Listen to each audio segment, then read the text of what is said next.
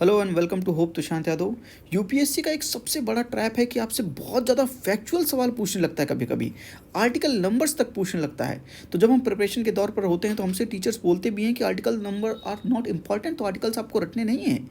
लेकिन यूपीएससी में जो ट्रेंड देखा गया है वो बहुत ज़्यादा फैक्चुअल हो गया है। एक सरप्राइज एलिमेंट होता है कि वो फैक्चुअल सवाल आपसे पूछने लगता है। जैसे कि देखिए, यूपीएससी प्री 2021 में पूछा गया, right to privacy is protected under which article of the constitution of India. हम सब जानते हैं आर्टिकल 21 इसका आंसर है। Under the Indian Constitution, concentration of wealth violates which right to equality, DPSP, right to freedom and concept of welfare। अगर आपने article 39C नहीं पढ़ा है तो आपको नहीं पता होगा कि ये directive principle of state policy है।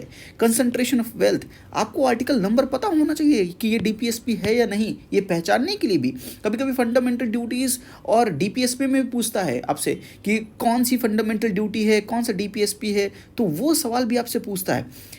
What was the exact constitutional status of India on 26 जनवरी 1950? तो आपको पता होना चाहिए कि सोशलिस्ट एंड सेकुलर ये बाद में ऐड किए गए थे।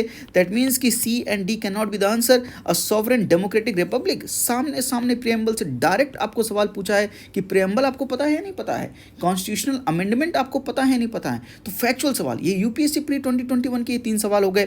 अगर मैं एग्जांपल दूं आपको यूपीएससी प्री 2020 का, which one of the following categories of fundamental rights incorporates protection against untouchability. Article 17 is untouchability और right to equality. Article 14 to 18 is right to equality, उसके अंदर आता है untouchability. That means D is the correct option. आपको article पता होना चाहिए।